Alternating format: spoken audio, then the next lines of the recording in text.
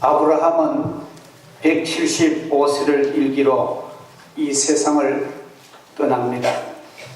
아브라함의 일생은 마감되었어도 그를 향하신 하나님의 약속과 축복은 계속 흘러갑니다. 우리도 언젠가는 이 세상을 마치고 죽겠지만 우리가 믿음으로 하나님을 경외한 가정은 하나님께 받은 그 축복과 믿음은 우리가 죽은 이후에도 자손들에게 계속 흘러갈 줄 믿습니다. 시편 90편 10절에 보면은 우리의 연수가 70이요 강건하면 80이라도 그 연수의 자랑은 수고와 슬픔뿐이요 우리가 신속히 가니 우리가 날아가나이다.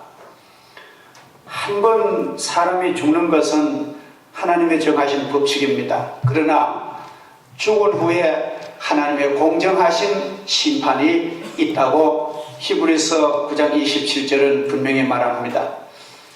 인간의 육신은 7, 80년 혹은 90년 동안 이 세상에 살다가 죽지만 하나님이 주신 믿음의 약속은 우리 육신과 함께 사라지지 아니하고 한 시대와 한 사람에게서 끝나지 아니하고 그 축복은 계승되는 것입니다. 저는 여러분의 사랑하는 자녀에게 믿음의 축복이 계승되기를 기원합니다. 우리 교회가 받은 이 큰 축복이 다음 세대 우리의 자녀손들에게도 영향이 미치고 또 우리의 믿음의 축복이 하나님을 모르는 다른 민족, 미전도 종족까지 우리 교회를 통하여 계승되기를 희망하고 있습니다. 19절 20절 보면 아브라함의 아들 이삭의 후예는 이러하니라. 아브라함이 이삭을 낳았고 이삭은 40세에 리브가를 취하여 아내를 삼았으니 리브가는 밧단 아람의 아람 족속 중 부두엘의 딸이요 아람 족속 라반의 누이였더라. 이삭은 40세가 될 때까지 혼자 살았습니다. 40세에 리브가 믿음의 여인과 결혼하게 됩니다. 아람 족속 중 부두엘의 딸이란 이 말은 하나님을 잘 경외하는 믿음의 가문이라는 그런 설명입니다. 이삭은 세속적인 여인과 결혼한 것이 아니고 하나님을 경외하는 믿음의 여인과 결혼했다는 것이 아주 중요합니다. 하나님의 약속을 모르는 세속적인 여인 결혼하였다면 아브라함의 복은 거기서 끝나버렸을 것입니다. 그렇기 때문에 우리가 가정이 소중합니다. 더더욱 가정의 소중함은 하나님의 약속을 믿는 축복이 있는 가정일 때 더더욱 소중합니다. 이런 가정은 바로 하나님의 축복의 통로이며 축복의 도구이며 축복의 그릇이 되는 줄 믿습니다. 이러한 관점에서 보면 오늘 우리 한국 사회의 최대의 비극은 가정이 붕괴되고 가정이 파괴되는 데 있습니다. 이것은 한 개인의 문제가 아니라 한 국가의 존립 문제와 역사의 문제입니다. 곳곳에서 이혼이 아주 일반화되고 있습니다. 절견병처럼 퍼집니다. 그래서 국가에서 이것을 고심하다가 생각하는 기간을 좀 주자. 이것이 사법제도의 고민입니다. 이혼도 그 사유를 보면은 이혼할 만한 가치를 가지고 이혼하면 그래도 이해가 되는데 이혼할 만한 가치가 아닌 것에 이혼을 합니다. 예를 들어 혼수 문제, 돈 문제지요. 그 얼마 전에 서울에서 어느 가정이 좋은 교수를 며느리로 봐왔는데 자기 아들이 변호사입니다. 근데 2억을 요구를 했습니다. 시집 올려거든 2억을 가지고 오너라. 그래 이 아가씨 집에서 최선을 다해서 1억을 만들어 갔대요. 근데 그 시어머니가 자기 아들은 이제 변호사라는 그런 막 그 자랑 삼아서 사사건건 트집을 잡는 거예요. 그래서 견디다 못해서 6개월 만에 이혼하는 비참한 것을 제가 들었습니다. 또 어떤 가정은 대구에서 일어난 일인데 결혼한 지 불과 석 달 만인데 성격이 달라서 이혼을 한다는 겁니다. 그 이혼을 했습니다. 성격이 다르다고. 여러분, 성격이 다른 것은 정상입니다. 이게 성격이 똑같으면 이게 안 되는 거예요. 60억 인구 가운데 하나도 똑같은 게 없습니다. 전부 하나님이 우리의 개성과 우리의 모든 그 달란트를 다 하나님이 다르게 주셨습니다. 여러분 한번 이 손가락을 보세요. 이게 5손가락인데 전부 키가 다 다릅니다. 요게 똑같이 안 만들고 전부. 그래서 요거 기능을 보면은 요거는 뭐 할 때 쓰죠? 최고라고. 어떤 막 격려하고 최고라고. 요럴 때 써먹고. 요건 어째 쓰죠?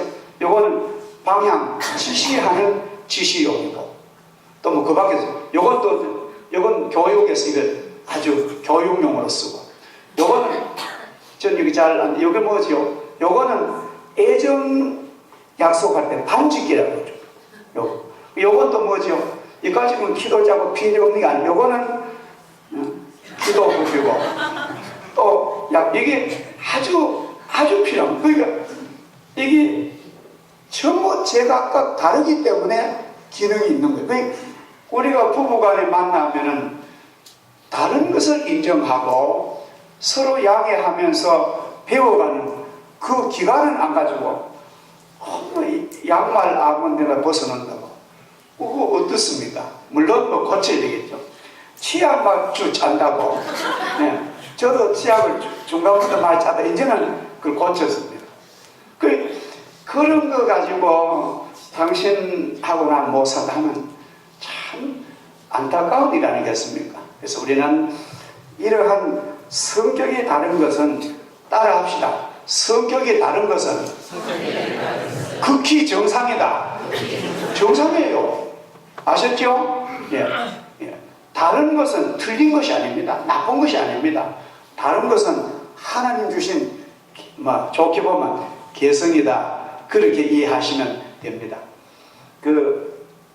제가 나경원 씨 스페이스 올림픽 한 그분이 책을 하나 썼는데 잠깐 책 읽게 사보니까 그래요.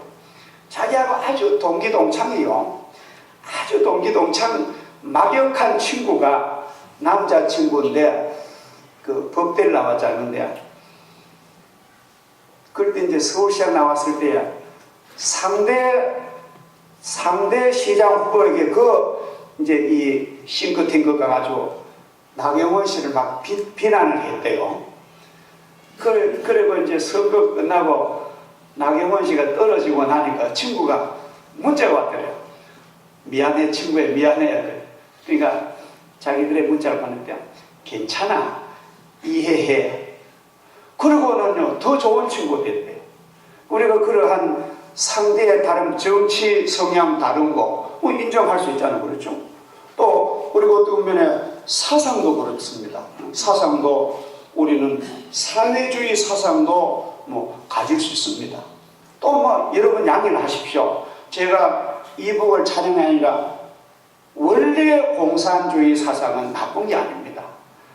곰조림을 다 함께 사자는 그런 공산주의 사상, 또 민주주의 사상, 이거 다 어떻게 보면은 다 사람마다 성향이 다르죠. 그래서 전부 다 너는 나쁘고 너는 망하고 너는 안 되고 나만, 이것은 하나님의 세계가 아닙니다. 우리가 하나님의 세계를 가만히 보면은 그 꽃밭에 꽃이 막 치가 잡고 근거를 하나님은 여러 가지 채소를 만들어 놓으시고 하원의 조화를 이루고 가십니다.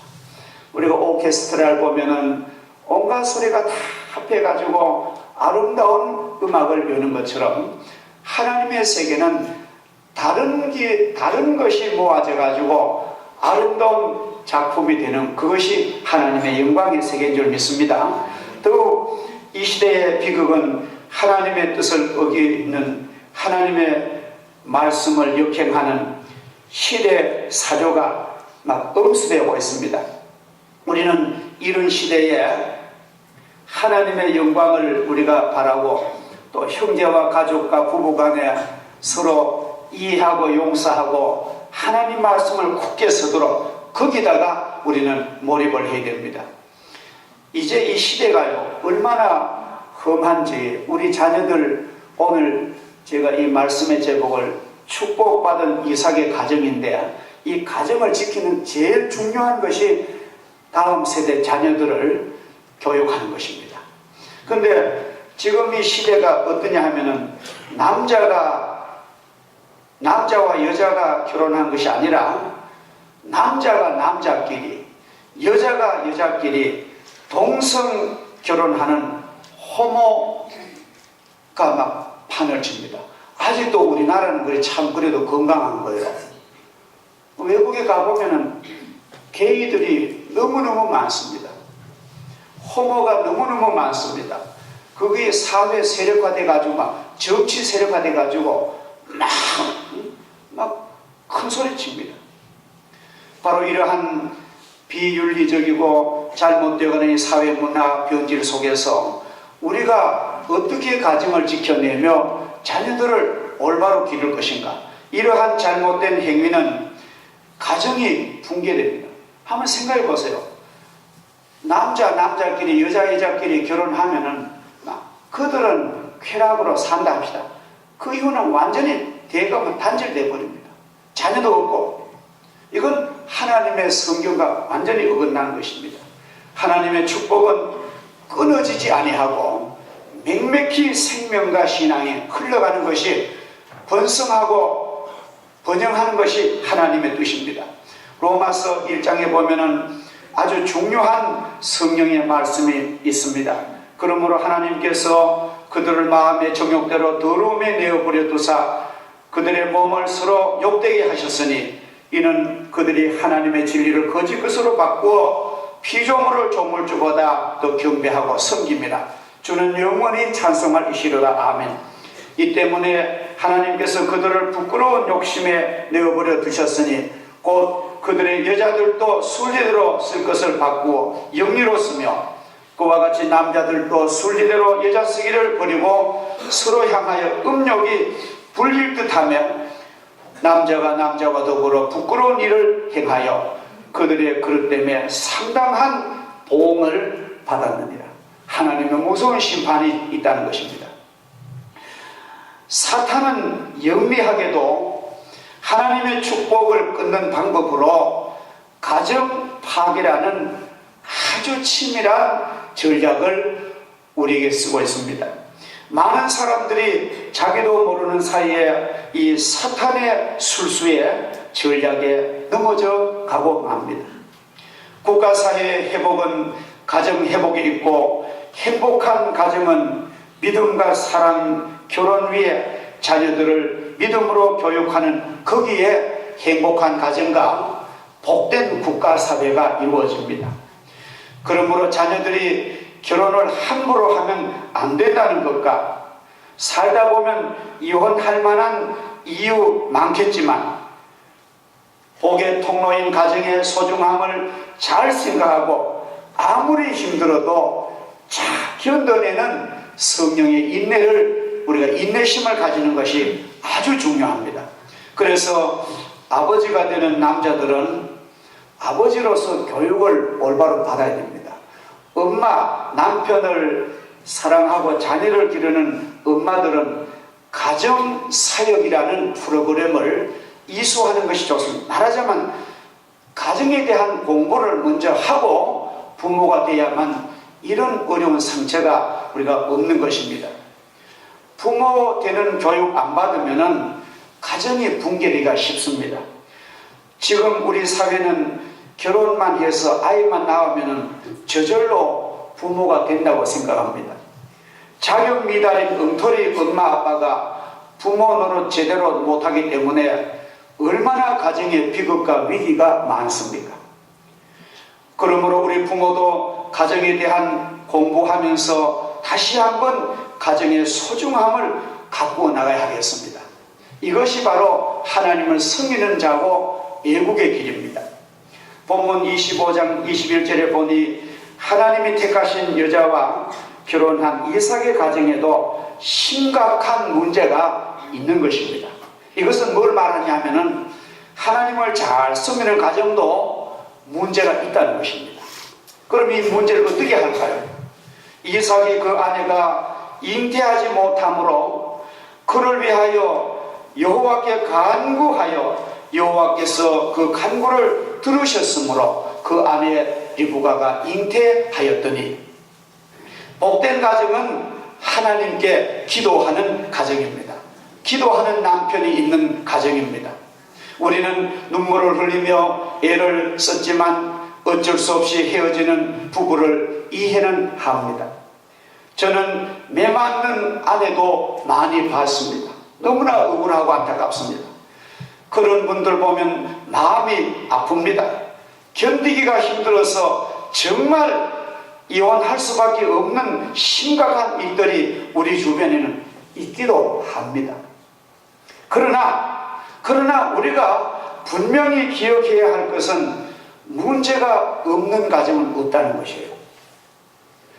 아무리 행복한 가정이라도 이삭과 리브가처럼 아이 낳지 못하는 그런 문제가 돼도 된다는 것입니다. 아이는 또 낳기는 낳는데 병약한 아이가 있는 그런 문제가 있습니다. 또 어떤 가정은 아주 선천적 장애아를 낳는 있습니다. 어떤 가정은 아주 경제적인 문제가 있습니다. 부부가 또 여러 가지 마음의 고통이 있는 가정이 있습니다. 그렇다고 우리는 다 가정이 파괴되면 됩니까? 오늘 하나님께서는 이삭의 가정을 우리에게 보여주시면서 그런 심각한 문제를 어떻게 해결하느냐 하나님 우리에게 가르치십니다. 이삭은 문제에 부딪혔을 때에 아내를 절대로 한마디 원망하지 않습니다. 그는 그 문제를 전능하신 하나님께 가지고 기도로 무릎을 꿇습니다. 여호와 하나님 아버지, 내게 주신 사랑하는 아내 리브가 자녀가 없습니다. 하나님 그의 태를 건강하게 하시고 불임의 태를 열어달라고 얼마나 간절히 기도했는지 간구했답니다. 기도가 세 종류잖아요. 기도가 있고 간구가 있고 도구가 있는데 아주 간절히 기도하니 하나님께서 이삭의 기도를 들으시고 리브가의 태를 여셨다고 오늘 성경은 말씀하십니다. 할렐루야. 하나님은 가능하십니다. 불임 여성도 하나님은 가능하십니다. 자, 우리는 이삭의 이런 모습을 보면서 아주 중요한 그런 행복한 가정의 비결은 무엇이냐, 복된 가정의 비결은 무엇이냐, 문제가 없는 것이 아니라 문제가 있음에도 불구하고 가정의 소중함을 생각하고 그 문제를 하나님 앞에 가서 기도로 극복해 나가는 그런 가정이 축복의 가정이라고 오늘 성경은 가르칩니다. 할렐루야. 우리는 이렇게 우리가 마음에 배웁시다. 문제 있는 것은 어떻게 보면 정당하다, 정상적이다. 문제 없는 건 죽은 가정은 문제 없어요. 살아있다는 것은 문제가 있는 것입니다. 그런데 그 문제 때문에 이혼하거나 문제 때문에 상처받지 마시고 그 문제를 하나님께 기도하면은 해결해 주실 줄을 믿습니다. 할렐루야. 미국에 이민 간 어떤 부부가 너무너무 어려워가지고 하던 사업은 부도가 나고 막 진짜 길에 나가 앉을 그런 지경이 됐는데 둘이 우리가 이러다 이렇게 둘이 죽자고 생각하다가 아내가 눈물로 오셨대. 여보, 우리 죽는 건 언제라도 죽을 수 있지 않느냐. 한 달만 연기해 놓고 하나님께 한번 간절히 기도하고 해결 안 되면 죽지. 근데 그 두 부부가 서원을 하고 하는 게 간절히 기도인데 한 달 전에 모든 문제가 풀렸대요. 할렐루야. 절대로 죽지 마시고 기도로 승리하시기를 주의 이름으로 축복합니다. 오늘 우리의 위기는 돈이 모자란 것도 위기가 아닙니다. 오늘 우리의 위기는 건강도 사실은 위기가 아닙니다. 여러분, 병 없는 가정이 어디 있습니까? 정도의 차이지만 아픔은 다 있습니다. 자녀가 뭐 문제, 그 문제도 다 있는 거예요. 어느 가정이 자녀 문제 없는 가정이 어디 있습니까? 우리 가정의 위기는 기도 없는 가정이 많다는 것입니다. 전부 자기 생각대로 인간 중심으로 하는 그것이 우리 가정의 비극이요 위기입니다. 가장 큰 위기는 기도 없이 쉽게 포기하는 것이 오늘 한국 사회의 위기입니다. 여호와는 나의 목자시니 내가 부족함이 없으리로다. 하나님은 우리의 모든 것이 되십니다. 그렇습니다. 우리가 마음이 곤고하고 외롭고 힘을 잃어버리면 그 모든 문제가 다 망가집니다. 만약 우리가 기도를 다시 회복하고 하나님의 은혜를 다시 회복하면은 지나온 과거의 그 모든 상처는 일순간에 깨끗하게 치료가 됩니다. 우리가 성령의 은혜를 받아보니까요, 하나님 은혜 받아보니까 지난날의 상처가 다 잊어버려요. 성경에 보니까 고린도전서 그 13장에 하나님이 이런 말씀해 주세요. 사랑은 모든 것을 잊어버린대요. 내가 상처, 내가 기억하기 힘든 추억들, 이런 거, 사랑은, 예수님의 그 사랑 받으면 사랑은 모든 것을 잊어버린대요. 여러분, 망각도 큰 축복인 줄 믿습니다. 예, 그래서 우리는 이러한 하나님의 은혜를 회복하고 기도를 회복하면은 지나온 날의 모든 상처가 오히려 좋은 생의 힘이 되고, 또 지난날의 저주가 축복으로 바뀌며 하나님의 은혜가 내 가정에 넘칠 줄 믿습니다. 우리는 즉각적인 응답만 너무 기다리지 맙시다. 하나님, 대번 내가 오늘 기도하니까 오늘 응답해 주세요. 그렇게만 요구하면 안 됩니다. 아셨죠? 우리가 기도하는 성도들은 기도 응답이라는 것은 기다릴 줄 아는 믿음을 가져야 됩니다. 이 기다림 자체가 행복한 거예요. 왜냐하면 보세요. 내가 어떤 대학교에 합격 통지서를 받아 나왔습니다. 그러면은 이제 앞으로 그 대학교 가서 내가 대학생이 되는 거예요. 그 기간 기다림이 얼마나 행복합니까? 내가 어떤 좋은 상대자에게 결혼 승낙을 받아 나왔습니다. 내년쯤 결혼한다는 거예요. 그럼 그 약속을 기다리는 것이 그 자체 행복. 실제 결혼해보면 될 거 아닙니다. 요번에 우리 한국사에 실감한 거, 박근혜 대통령이 대통령 당선되고 취임까지 그 시간이 얼마나 행복했겠어요. 나 대통령 취임한다. 근데 대통령 취임해보니까 일이 너무너무 산적합니다. 그 짐이 얼마나. 그러니까 우리가 어떤 것을 기다리는 그 기간은 사실 응답의 축복의 기간입니다. 아직 현실적으로 이루어지진 않았지만도, 딱 내 손에 지진 않았지만 이미 내 손에 진 것과 틀림없는 거예요. 하나님께 기도한 것은 이미 받은 줄로 믿으시기를 축복합니다. 우리는 하나님께 당장 이 문제를 해결해 달라고, 오늘 해결해 달라고 기도합니다. 그럴 때마다 하나님께서는 꿈쩍도 하시지 않는 것을 때로 느낍니다. 실은 하나님이 가만히 계시는 것이 아니라 영적 세계에 보면 하나님께서는 하나님의 계획표가 있는 거예요.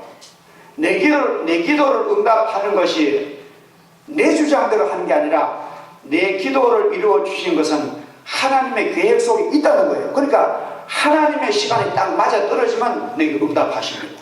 할렐루야. 그러니까 하나님의 계획표 내가 맞출 수 있도록 네가 기다려줄 줄 아는 사람이 사실 믿음에 복된 사람인 줄 믿습니다. 이게 참 중요한 것입니다. 오늘 이삭은 그렇게 간절히 기도해놓고 몇 년을 기다렸죠? 20년을 기다렸어요. 이삭이 그 아내 위해서 간구했는데 60의 아들을 낳았습니다. 성경에 나와요. 그러면 20년을 이삭은 기다릴 줄 아는 사람. 오늘 우리도 하나님께 기도하고 이렇게 믿음으로 기다리는 그릇 되면 하나님이 반드시 이루어 주실 줄을 믿습니다. 당신이 기도한 그 기도는 절대로 그냥 땅에 떨어지지 아니합니다. 주님의 약속 믿고 기도한 그 기도는 반드시 이루어 주십니다. 하늘나라 저축되어 있습니다. 다만 지금은 하나님의 시간이 아니시기에 하나님의 때와 하나님의 뜻을 기다리느라 아직 이루어지지 않는 것이지만 여러분 생애에 반드시 하나님 이루어주시고 또 오늘 말씀처럼 내 다음 내 자손대에도 축복해 주시는 거예요. 이러한 아주 큰 믿음을 가져야 됩니다. 제가 윤옥에 한번 가보니까 교회를 짓는데 40년을 지었는데 앞으로 100년 동안 짓는데요. 그 직접 들어가 건설하는 현장에 들어가봤는데 40년째 짓는데 100년 동안 앞으로 짓는답니다. 우리는 이해가 안 되는 거예요. 얼른 훌딱 지어가지고 얼른 예배 드려야 되는데 우리는 이렇게 기다림이라는 것이 굉장히 소중하다는 것을 우리는 성경에서 꼭 배울 필요가 있습니다. 이삭의 입장에서 보면은 20년을 기다린다는 것이 무척 힘들 것이었습니다. 우리가 1년이나 혹은 2년은 기다릴지 몰라도 20년 기다린다는 것은 믿음이 아니고선 불가능한 일입니다. 그러나 성경은 20년도 기다리는 것입니다. 하나님께서 축복하십니다. 믿는 자만이 기다릴 수 있습니다. 여러분도 가정 문제를 절대 포기하지 마시고 끝까지 기다리시며 최후 순간까지 혹은 죽는 순간에서도 하나님을 향한 신뢰와 믿음을 잃지 마시기를 주 이름으로 축복합니다. 가정의 위기를 만나시거든 죽을 힘을 다해서 금식 기도하세요. 그럼 하나님이 해결해 주십니다. 우리가 이삭처럼 간절히 기도하면 하나님이 못하신 문제는 없는 줄 믿습니다. 마지막으로 우리는 복음 전파의 긴박성을 오늘 성경 가르칩니다. 성경에 보면 이런 말씀이 있습니다. 하나님이 에서는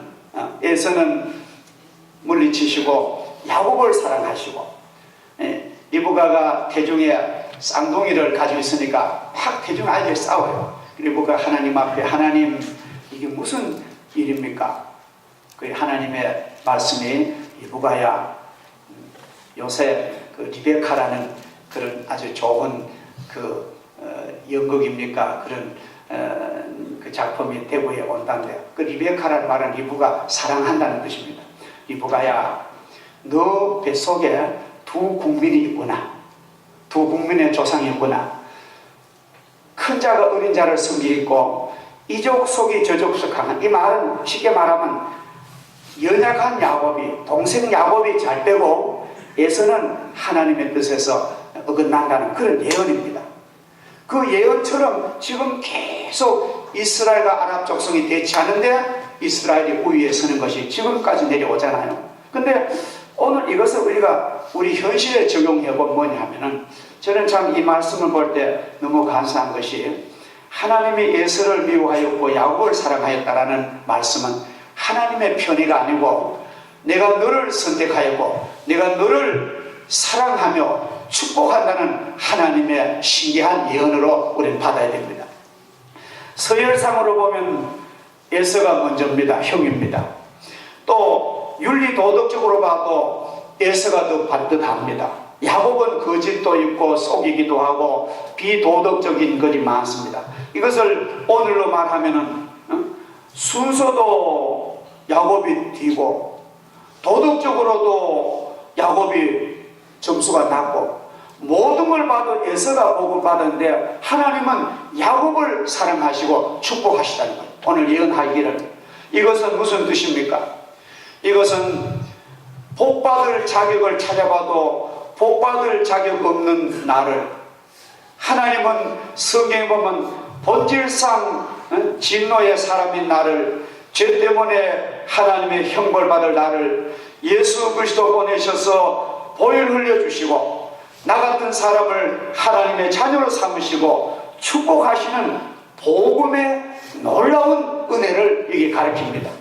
생각해 보십시오. 우리 민족이 이렇게 복받고 예수를 잘 믿는 이 국가가 된 것 이거요 놀라운 하나님의 기적입니다. 우리 민족은 역사적으로나 지정학적으로나 자원으로나 자본으로나 기술로나 정보로나 우리는 외국의 식민지 그런 일본의 쉽게 말하면 일본의 종살이를 45년 8개월을 했습니다. 너무나 서러운 민족입니다. 천년 반만 년 동안 우리 민족의 역사를 보면은 전부 미신과 귀신과, 여러분 어느 집이라도 과거에 불교 안 다닌 집은 없습니다. 우리 집도 우리 할머니가 그 용문사라는 큰 절에 아주 지극정성 그다가 돈을 바치고 기도했던 집이에요. 우리 선조들 귀신 안 속인 집 어디 있습니까? 전부 무당이고 귀신이고, 2조 500년 동안에 불교, 유교, 신라, 삼국시대 1000년 동안에 불교 2조 500년대 유교, 그런 미신과 그런 걸로 살아온 우리의 역사 아닙니까? 무엇을 보더라도 복받을 자격이 없는 거예요. 영적으로 육적으로. 그런데 하나님께서는 120 몇 년 전에 사랑하는 하나님의 자녀들, 선교사들을 성령의 불을 받게 하시고, 우리처럼 하나님의 은혜를 받게 하시고 거듭나게 하시고, 그들은 그 좋은 환경을 떠나서 조선에 우리나라 온 거예요. 온갖 멸시 전대 받으면서 학교를 세우고 병원을 세우고 교회를 세워서 민족의 복음의 씨를 뿌려줬던 것입니다. 그래서 우리 민족이 이 은혜를 받고, 영적인 은혜를 받고 우리가 이렇게 부강한 민족이 된 줄 믿습니다. 하나님께서는 야곱을 사랑하시고 자격 없는 우리를 하나님은 사랑으로 대접해 주시는 복음의 은혜인 줄 믿습니다. 자, 하나님의 사랑이 이렇게 크시다는 거예요.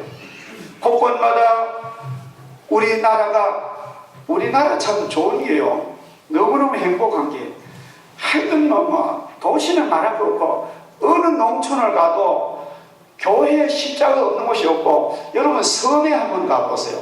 울릉도라든지 제주도라든지 제가 저 흑산도라든지 이런 섬에 가면 교회가 더 많은 거예요. 얼마나 복받은 우리나라입니까? 하나님은 그 믿음 보시고 우리 민족을 세계적인 그런 국가로 앞으로 축복할 줄 믿습니다.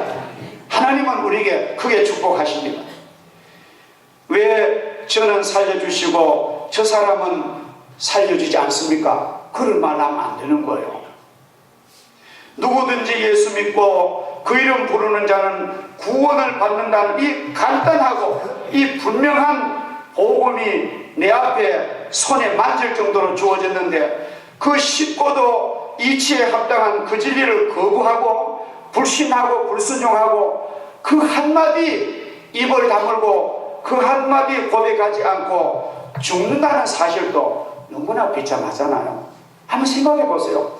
이렇게 좋은 사랑의 복음을 줬는데도 딱 잡으면 되는데 죽을 때까지 거부하고 불순종하고 죽는다는 것도, 이것도 기적입니다. 하나님도 어떻게 할 수 없다고 성경은 말합니다. 할렐루야. 우리는 마음을 열고 하나님의 그 사랑을 받아들인 거예요. 이것이 큰 축복입니다. 사람이 마음을 연다는 것은 하나님 그리 기뻐하시는 거예요. 하나님의 그 사랑이 우리가 부음받은 걸 우리는 믿습니다. 그래서 전도하고, 그래서 사랑하고 기도해 주는 것입니다. 우리가 나가서 계란 삶고 커피 타고 선물 주면서 예수 믿으러 하는 것은 그렇게 우리가 받은 은혜가 너무나 감사하기 때문에 우리는 그 사랑에 못 이겨서 우리는 대상을 안 보고 그 사랑을 간증하는 것이 우리가 하는 전도입니다. 듣든지 안 해듣든지 그 좋은 직장을 다 버리고 선교사로 미전도 종교교회 가서 복음 전하는 우리 한국 선교사님이 얼마나 많습니다. 그들은 좋은 대학 나오고 좋은 직장에 있다가 남들이 가고 싶어하는 그런 직장에 있다가 다 내던지고 복음 들고 전하러 간 사람이 너무나 많은 거예요. 우리 한국의 선교사가 43,000명입니다. 그들은 휴머니즘 때문에도 아닙니다. 그들은 자비심 때문에도 아닙니다. 그들이 받은 사랑이 너무나 크기 때문에, 복음이 너무 절박하고 주님 오실 때 너무 가까웠기 때문에 이 복음을 안 전하고 안 되겠다는 그런 심정으로 복음을 선교하는 것입니다. 내가 야곱은 사랑하고 에서는 미웠다. 야곱 같은 나를 하나님 택하신 거 우리 생각할 때 우리가 그냥 있을 수가 없습니다. 우리가 주님 앞에 충성하지 않고는 있을 수가 없다는 것입니다. 옛날에 제가 보았던 영화가 하나 기억나요. 제가 고등학교 다닐 때 영화 봤는 건데, 어떤 선교사가 아주 무지몽매한 민족에게 가서 복음을 선교한대. 아무것도 모르는 거예요. 그래서 그 선교사님이 그 종족의 언어를 막 배웁니다. 언어도 체계가 없는 거예요. 우리 한글처럼 과학적이지 않습니다. 그 언어를 배워가지고 그 언어로 성경을 또 번역하는 거예요. 번역해가지고 그 종족에게 성경을 차근차근 가르쳐요. 기도하면서. 그런데 아이고, 성경을 배운 그 민족이 아주 축복을 받습니다. 어떤 예수를 믿고 전도받아 성공한 분이 선교사에 물어요. 선교사님, 조금만 더 일찍 오셨더라면 우리 부모님도 이 성경 배워서 구원받았을 텐데 왜 그래 늦게 오셨습니까? 그 영화의 대화가 아직 제 머리에 쟁쟁해요. 왜 이렇게 늦게 왔느냐? 우리는 한 발 늦으면 고귀한 영혼 가버립니다. 우리는 살아계실 때 부모님에게 예수 믿으세요, 교회 다니세요, 그 많은 죄를 주님이 다 용서해 주십니다, 그 말을 꼭 남기세요. 저 말로 하기 힘들거든 문자로 남기세요. 아셨죠? 그러면 성령이 역사하실 줄 믿습니다.